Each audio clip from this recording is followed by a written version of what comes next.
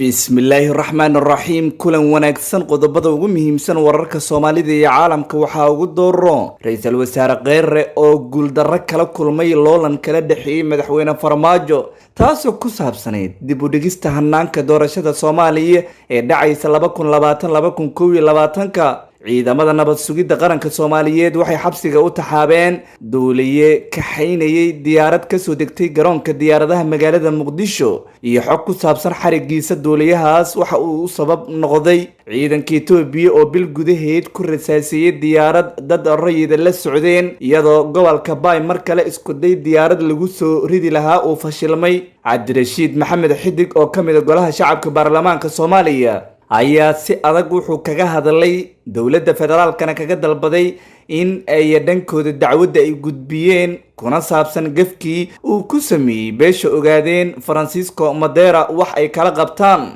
gudoomiyihii degmada Garbaharey Iimaan Cadow Kaarshe oo laga soo saaray xabsi uu ku xirnaa degmada Luuq isla markaana loo weeciyay xabsi ku yaala magaalada Doolow warar waxay sheegayaan in Muqdisho loo soo qaadi rabo Iimaan Kaarshe qodobada kale ee daawan doontaan waxaa ku jira dhaqdhaqaaqyo ciidan iyo xasarad siyaasadeed tii ugu weyneyd ayaa hadda ka taagan magaalada Garowe madaxweyne Siciidani oo weli isha ka daawanaya abaabulka dagaal uu wado Axmed Karaash iyo ciidanka uu la yimid magaaladaas iyo deegaanada duleedka ka ah Garowe qodobka dibaddana waxaa ugu dooroon madaxweynaha Suudaanta Koonfureed Salva Kiir oo saxaafadda ka soo muuqday muddo maalmaha kadib xaalad caafimaad darro oo soo wajahday u diyaar garooba qodobadaas oo faahfaahsan hadduu Ilaahay raalli ka noqdo waxaad nagala socotaan shabakada wararka maanta waa 26 bisha shanaad ee May sanada 2020 waana maalinimo Talaado ah warkii oo fidsan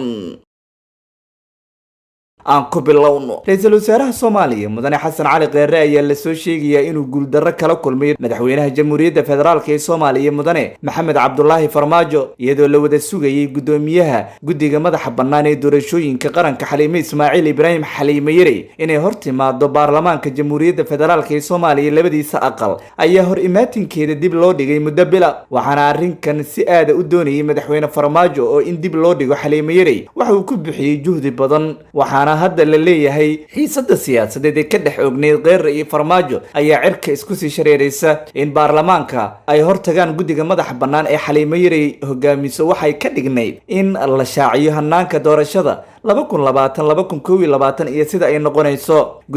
guddiyada joogtada ee baarlamaanka ayaa fadhigoodii ay yeesheen saacado ka hor go'aan ku gaaray in dib loo dhigo muddo bila hor imaatinka gudoomiye Xaliime Yari isla markaana 27 bisha soo socotay ee June ayaana ay hortagi doontaa labada aqal kulanka ay isugu imanayaan madaxweynaha dalka Maxamed Cabdullaahi Farmaajo ayaa sidoo kale waxa la leeyahay waxa ay u noqonaysaa qorshe kale uu ka damacsanaa arrintan waxaana kala fadhiga toddobaad ee baarlamaanka Soomaaliya labadiisa aqal uu furmi doonaa 6 bisha June ee soo socota sidoo kale waxa la go'aamiyay xilliga baarlamaanka ay doonayaan in ay dhageystaan warbixinta guddiga madaxa bannaan taasoo ka dhigan in bil iyo waliba 2 cisho ay noqon doonto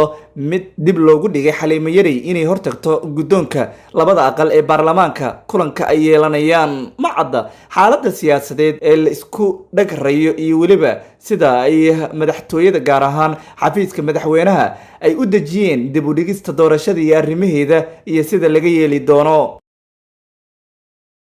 hagaag daawadayaal warbaahinta wararka maanta ayaa daawanaysaan qaybaha hore ayaana la socotaan bal markana ciidamada nabad sugidda qaranka Soomaaliyeed ayaa magaalada Muqdisho gaar ahaan buubay deegaanka Aadan Cabdulle Cusmaan waxa la sheegay in ay ka kaxaysteen dowliye la sheegay in uu waday diyaarad ka timid gobolka Bay diyaarad ay leedahay shirkadda Salaam Air oo tagtay degmada Qansax Dheere ee gobolka Bay ay ciidamada Itoobiya isku dayeen saacado ka hor inay soo ridaan waxaana la arki karay dhowr xabadood oo diyaaradda la dhacay inkastoo la sheegay in waxyeello daran aysan soo gaarin sawir la soo qaaday waxa laga arki karay diyaaradda iyo waliba rasaasta sida ay u saameysay sharooto iyo waliba waxyaabo kale ayaana lagu dhajiyay meesha xabadda ay kaga dhacday waxaana degmada Qansax Dheere ay ka mid tahay meelaha ciidamada Itoobiyaanku ay joogaan diyaaraddaas ayaa hawlaheeda kadib waxa la sheegay inay dib ugu soo laabatay magaalada Muqdisho waxaana ciidamada nabad sugidda ee garoonka diyaaradaha xamar ku sugan ay durbadiiba xireen wadihii duuliyaha ka ahaa ama baylotka diyaaraddaas lamana oga waxyaabaha ay weydiiyeen iyo weliba halka ay la aadeen ciidanka ninkaas duuliyaha diyaaradda ka ahaa. toddobaadyo ka hor diyaarad ayay ku dhufteen ciidanka Itoobiya lidka diyaaradaha waxaana lagu soo riday degmada Bardaale ee gobolka Baay. ilaa 6 qofood oo 4 ay Soomaali ahaayeen 2 ay ajaanib ahayd ayaana ku geeriyootay shilkaasi iyadoo weli ay arrintaas xiisad ka dhex abuurtay wadamada Kenya iyo weliba Itoobiya ay taagan tahay. hagaag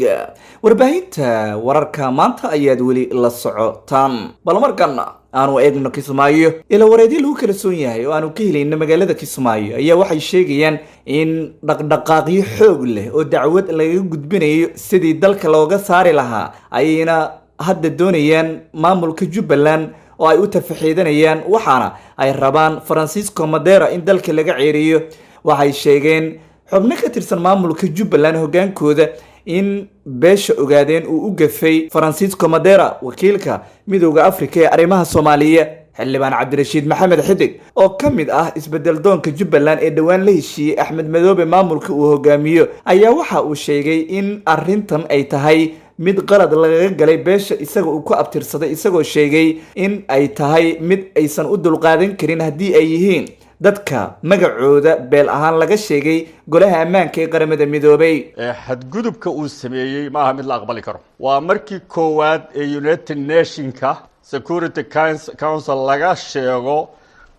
qabiilada Soomaaliyeed ka mid ah magaciisa. communitygaas meel kastoo ay joogaan waa community Soomaaliyeed waa lagu xadgudbay waana albaab ay doonayaan inay furtaan dadka doonaya Soomaaliya inay ka macaashaan ee ajaanibta. sidaas darteed ummadda Soomaaliyeed political partieska dawladda Soomaaliya baarlamaanka iyo cid kasta waxaan u soo jeedinaynaa hawshaas in tallaabada ku habboon laga qaado. xaq wuxuu u leeyahay qabiilka halkaas lagu sheegay magaciisa in ay dacweeyaan furaan courts maxkamado ay ku soo garaynayaan cidda hawshaas ka dambeysay gaar ahaan African Union Mission oo Soomaaliya maxkamadda Madeerana iyo African Union waa in laga furaa meel kasta oo ay joogaan communityga magacooda lagu meeshin gareeyay Security Council. ilaa hadda lama oga baaqan ay dawladda federaalka u soo direen isbedel doonka Jubbaland iyo weliba hogaanka maamulkaas maadaama dagaal siyaasadeed uu kala dhaxeeyo. dhinaca kale wararka naga soo gaarayay magaalada Garowe ayaa sheegaya in ciidamo dheeraada uu keensaday magaaladaas banaankeeda oo maleeshiyad daacad u ah isaga madaxweyne ku-xigeenka Puntland Axmed Cilmi Cismaan Karaash. ciidamadan waxay ka yimaadeen magaalada Buuhoodle waxaana la sheegay in tani ay sii cuslaysay xasarada ka dhex jirta Siciidani iyo weliba Axmed Karaash. maleeshiyaadkan ayaana la sheegay in ay yihiin kuwa lagu xoojinayo ciidamo hore ugu sugnaa magaalada Garowe waxaana maleeshiyaadkan ka mid ah jabhadii uu horay abaanduulaha ugu ahaa Axmed Karaash markii ay joogeen magaalada Buuhoodle. muddooyinkii dambe xiisad siyaasadeed oo meel culus gaartay ayaa ka taagneed magaalada Garowe iyadoo xitaa dhaqdhaqaaqyo ciidan la dareemay saacadihii la soo dhaafay. waraysi uu dhawaan siiyay idaacadda BBC-da Axmed Karaash ayuu ka sheegay in xitaa salaanta aysan iska qaadin Siciidani oo awood siyaasadeed hadda ku hogaaminaya sida uu sheegay maamulka Puntland. hagaag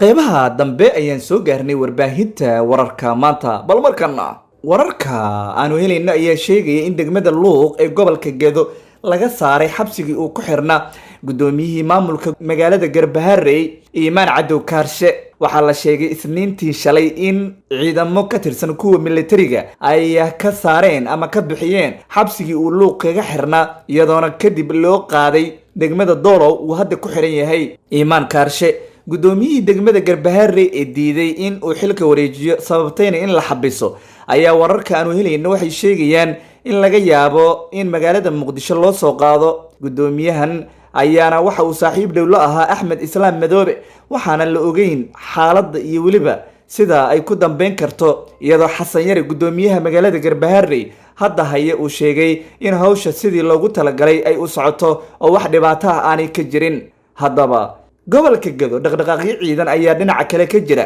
waxaana Cabdirashiid Janan oo dib ugu laabtay magaalada Mandheera uu hadda bilaabay dhaqdhaqaaqyo uu ku doonayo sidii uu u heli lahaa deegaanadii gacanta dowladda galay ee gobolka Gado. waa tahay daawadayaal inta aanan soo gabagabeyn oo qodobka dibadda aanu aadin wararka maanta ay daawanaysaan waxaan ku laabanaynaa diyaaradii la sheegay in lagu rasaasiyay degmada Qansax Dheere ee gobolka Baay iyo wararka soo kordhay sida xogta lagu ogaanayay qaybihii horena soo daawateen ciidamada Itoobiya ayaa la sheegay fariisinta kule degmada Qansax Dheere in ay diyaaradaas weerar rasaas ah ku beegsadeen shalay oo Isniin ahayd hase ahaatee maamulka koonfur galbeed waxay sheegeen in ururka al-shabaab xubno ka tirsan ay weerarkaasi ka dambeeyeen gudoomiyaha degmada Qansax Dheere ee gobolka Baay ugu magacaaban dowlad goboleedka koonfur galbeed ninka lagu magacaabo Cabdirasaaq Cabdi Daahir ayaa waxa uu sheegay in ciidankooda ay ku baxeen isla markaana shabaab la sheegay tiradooda in ilaa haatan aan la ogeyn balse 3 mootada nooca laba lugaaleyda watay ay weerarkaasi diyaaradda ku fureen balse wax dhibaato aysan ka dhalan aniga ku aqoonsanahay midaas waa soo degtay xabadaha waa lagu tiro laakiin waa soo degtay iyadoo dad qabta oo ay soo degtay adana